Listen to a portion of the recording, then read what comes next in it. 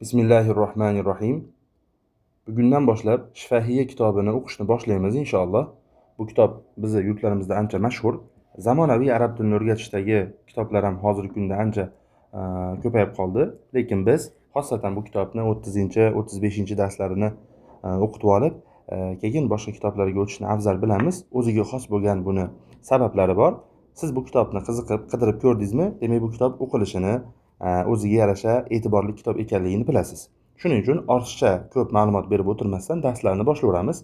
Qisqacha bu kitob ikkita qismdan iborat. Har bitta qismda 50 tadan dars bor. Biz faqat birinchi kitobini o'qib chiqishga e'tibor qaratamiz, Xudo xohlasa. Bu kitobni yozgan olimning ismlari Ahmad Hadi al-Maqsudi. Bu kishi biz o'zimiz yurtlarimizda o'sgan arab tilini boshlang'ich darajada o'rgatishda juda katta xizmatlar qilgan olim hisoblanadi. O'sha xizmatlardan yana biri mana shu oldimizda turgan Shifahiyya kitobi hisoblanadi. Durusu ash-Shifahiyya, demak Shifahiyya kitobi, Shifahiyya darslari. Birinchi juz deb yozib qo'ygan. Demak biz birinchi qismni qo'limizda ushlab turibmiz. Bismillahirrohmanirrohim. Musannif kitobini basmala bilan boshlayaptilar, ya'ni Bismillahirrohmanirrohim bilan boshlayaptilar.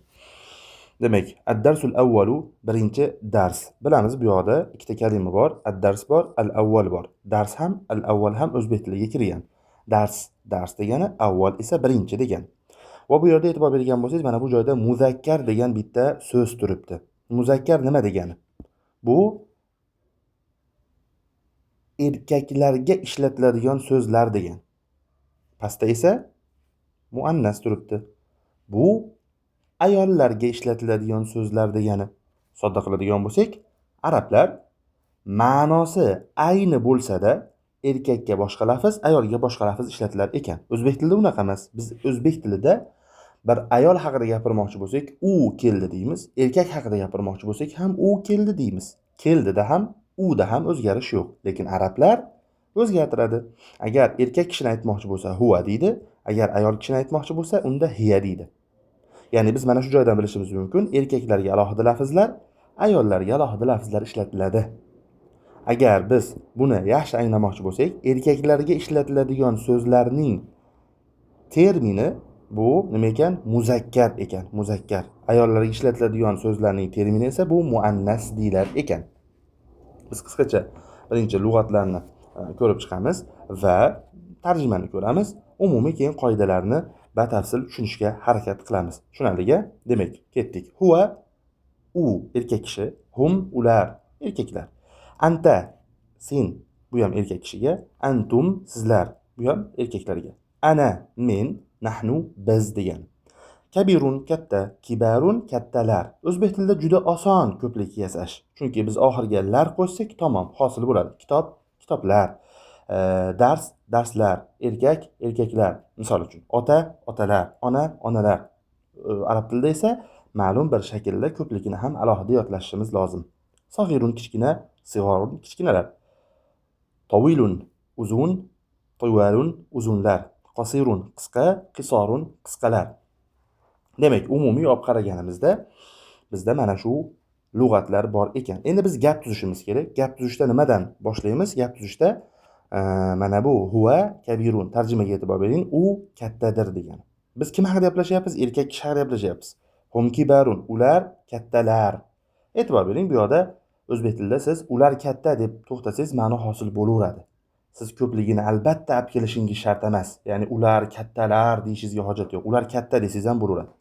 Lekin arab tilida ko'plik haqida gap ketyaptimi? Davomi ham ko'plik bo'lishi lozim.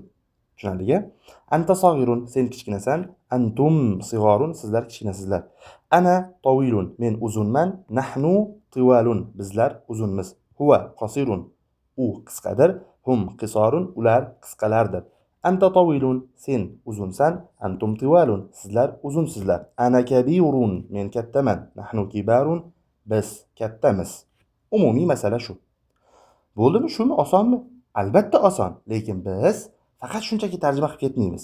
Balki grammatikaga sizlarni tayyorlaymiz. Ba'zi qoidalarni sodda o'zbekcha shaklda sizlarga yetkazib berishga harakat qilamiz.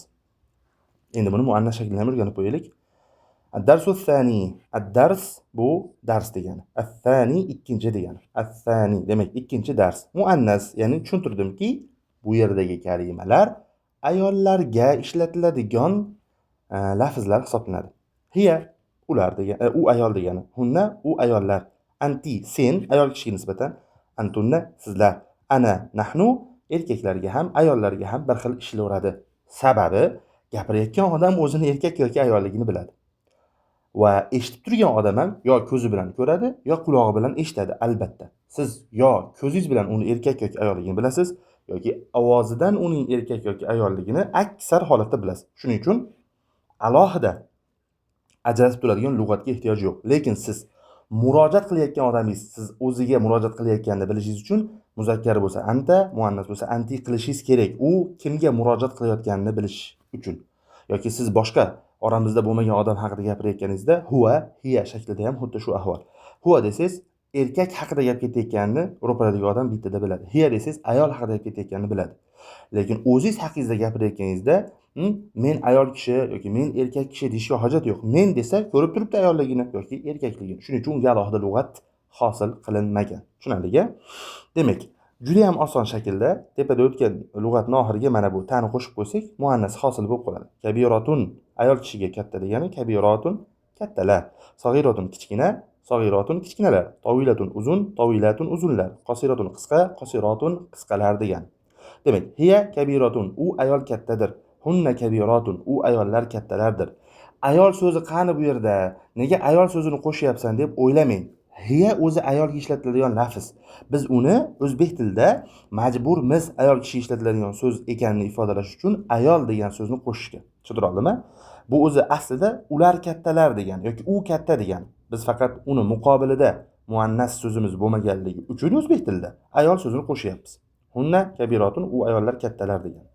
E'tibor bering, u ayollar katta demayapti, u ayollar kattalar deyapti. Arab tilining qoidasi ham shu, ko'plikka ko'plik ishlatishga majbursiz. Buni hozir yana tushuntiraman. Anti sag'iratun ayol kishiga aytyapti, sen kichkina ayolsan, antunna sag'iratun sizlar kichkina ayollarsiz. Ana tawilatun, mana qarang, ana tawilatun. Tepada xuddi shu narsa nima bo'ladi? Ana kabirun bo'ladi. Biz mana bu odam bilyapmiz, kabirundan yoki tawilatundan bilyapmiz ayol kishi gapirayotganini yoki erkak kishi gapirayotganini. Ammo hayotdachi ko'rib tursak, yoki quloqimiz bilan eshitsak, bu narsaga ham hojat yo'q. Nahnu tawilatun biz uzunmiz. Hiya qasiratun u ayol qisqadir, hunna qasiratun u ayollar qisqalardir.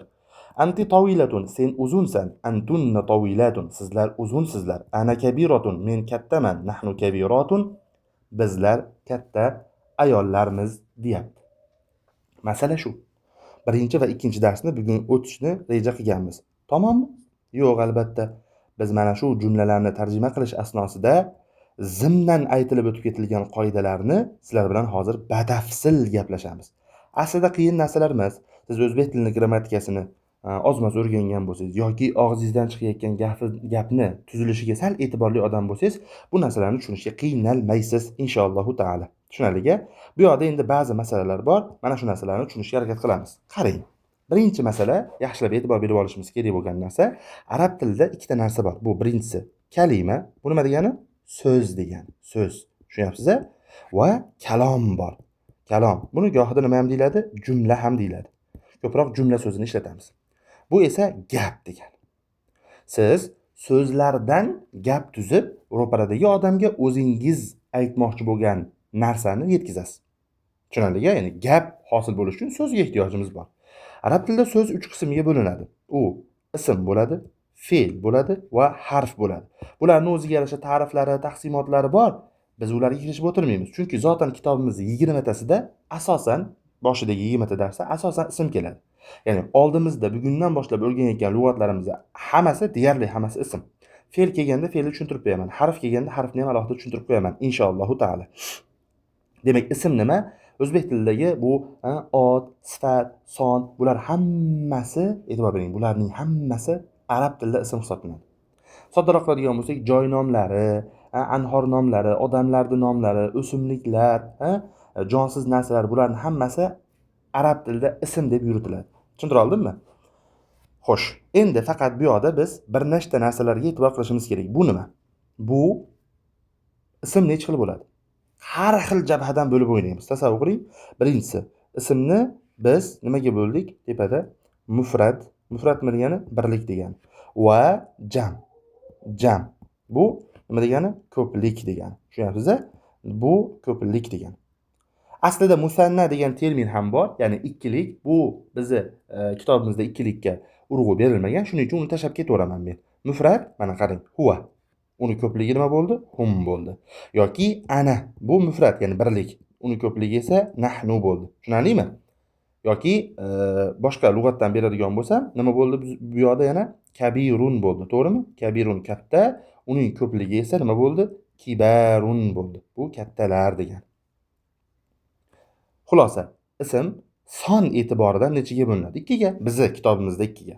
Birlik bo'ladi, ko'plik bo'ladi. Aslida ikkilik ham bo'ladi. Buni hisobga olib qo'yish lozim. Yana bitta boshqa taqsimotimiz bor. Ism necha xil bo'ladi desa, jins e'tiboridan. E'tibor bering. Endi jins e'tiboridan bo'lyapmiz. Muzakkar bu degani erkaklarga ishlatiladigan lug'at degan. Muzakkar.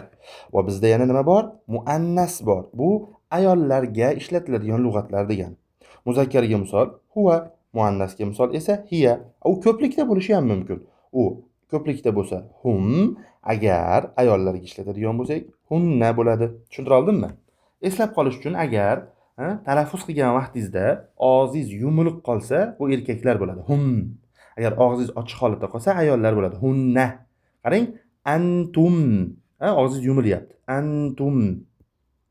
Antum. Ko'plikda ayollarning variantida esa antunna. Og'zingiz ochiq qolyapti. Eslab qolish uchun bu bitta usul xolos. Tushuntira oldimmi? Demak, tepada men tushuntirdimki, ism ikkiga bo'linar ekan. Son e'tiboridan mufrat va jamga, jins e'tiboridan muzakkar va muannasga bo'linar ekan. Buni bizga nega tushuntiryapsan degan savol tug'iladi tabiiyki. Siz yaxshilab e'tibor bering, muzakkar haqida gap boshladingizmi, huva deb turib orqasidan kabirotun deya olmaysiz. Nega desa, qoida shu. Siz kim haqida gap boshlagan bo'lsangiz, birlikda bo'lsa birlikda davom etasiz, ko'plikda bo'lsa ko'plikda, muzakkar bo'lsa muzakkar, muannas bo'lsa muannas davom etishingiz lozim. Huvadan keyin kabiratun deyish xato. Buni o'chiramizda kabirun deymiz. Yoki hiya, tasavvur qiling, ayol haqida gap boshlab turib kabirun deb bo'lmaydi. Kabirun deb bo'lmaydi. Chunki siz ayol haqida gapiryapsiz. Kabiratun o'zgartirishga majbursiz. Hum deb turib o'zbek tiliga qiyos qilib turib o'zingizcha hum kabirun deya olmaysiz. Ular katta. Mana ma'no tushunildi-yu deb bo'lmaydi. Balki bu xato. Siz hum kibarun shaklida ishlatishingiz lozim. Ya'ni kim haqida gapirayotgan bo'lsangiz, lafzga qaraysiz. Muzakkarmi, muannasmi? Birlikdami, ko'plikdami? Agar birlik bo'lsa, davomi ham birlik bo'lishi kerak. Ko'plik bo'lsa, davomi ham ko'plik bo'lishi kerak. Muzakkar bo'lsa, davomi ham muzakkar bo'lsin. Agar muannas bo'lsa, davomi ham muannas bo'lsin degan. Tushunarli inshaalloh. Bu masala ham tugadi. Endi yana bitta tushuntirib qo'yishimiz kerak bo'lgan narsa bor. Bu nima desangiz, e'tibor bersangiz, bizni birinchi va ikkinchi darslarimizdagi jumlalar, ya'ni gaplar hammasi ikkita kalimadan iborat edi. Huwa deylik, birinchisi kabirun edi, to'g'rimi? Kabirun. Bu yoqda o'zbek tilidagi ega va kesim degan narsa bor. Bu aynan ega va kesimga 100% to'g'ri kelmaydi. Shuning uchun arab tili holatini o'rganamiz. Birinchi qismini biz mubtado deymiz, ikkinchisini esa xabar deymiz. Bu termin.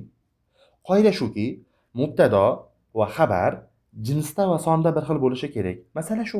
Jinsda bir xil bo'lsin degani, birinchisi muzakkarmi, ikkinchisi ham muzakkar. Birinchisi muannasmi, ikkinchisi ham muannas bo'lishi kerak. Sonda bir xil bo'lsin degani, birinchisi birlikmi, ikkinchisi ham birlik bo'ladi. Birinchisi ko'plikmi, ikkinchisi ham ko'plik bo'ladi degan. O'shaning uchun ham buni ko'pligida hum kibarun bo'lyapti. E'tibor bering, kibarun. Mana bu humni mubtado deymiz. Buni esa xabar deymiz. Qisqartirib yozyapman, o'zi aslida mana bunaqa yoziladi. Mubtadaun deyiladi. Tushunarli-ga? Mubtadaun. Buni tarjima qilinmaydi. Bu termin, bu istiloh bu. Buni inshaalloh nahv faniga ichiga kirganda batafsil o'rganiladi. Hozircha siz shu birinchi qismini mubtado, ikkinchisini xabardir ekanmiz deb o'rganing. Bu anavi grammatik tahlil qilish uchun emas. Marfuun alamatu raf'ihi ad-damma yoki fi mahalli raf degan terminlar kerak emas boshida birinchi o'rganayotgan o'quvchiga. Biz shunchaki tarjima qilishimiz uchun mana shu mubtado va xabar degan terminga ehtiyojimiz bor. Shuning uchun men uni ochiqlayapman sizga. Muzakkar va muannas degan terminni ochiqlayapman, chunki tarjimada mana shu narsaga e'tibor berishimiz kerak. Tushundira oldimmi? Bunga beparvo bo'lmasligimiz lozim. Faqat yana bizni bu yoqda bitta narsaga e'tibor qilishimiz kerak. Yana ism bo'linadi. Tasavvur qiling, tepada ismni biz son e'tiboridan bo'ldik. Yana biz ismni nima e'tiboridan bo'ldik? Jins e'tiboridan bo'ldik. Endi bu yoqda biz ismni e'tibor bering, holati e'tiboridan bo'lamiz. Holati degani vaziyatida U nima bo'lishi mumkin? Ma'rifa. Nima degani bu? Ma'rifa degani aniq degani. Nakira bu nima degani? Noaniq degani. Soddalashtiradigan bo'lsam, siz bilmagan narsangiz haqida menga ma'lumot bera olmaysiz. O'shaning uchun mubtado, ya'ni birinchi kelayotgan ma'rifa bo'lishi kerak. Mana bu hum yoki uni birligi huwa nima hisoblanadi? Ma'rifa hisoblanadi. Buni siz hozir 100% tushunmayotgan bo'lishingiz mumkin. Eslab qoling. Mubtado ma'rifa bo'lar ekan, xabar nakira bo'lar ekan. Mana shuni o'zi yetadi hozircha. Tushuntira oldimmi? Demak, nakira bu o'sha kabirun. Kabirunga o'xshash. Yoki ko'plikda bo'lsa, o'zi aslida bu yoqda kibarun bo'lish kerak edi. Bu yoqda kabirun bo'lish kerak edi. Kabirun.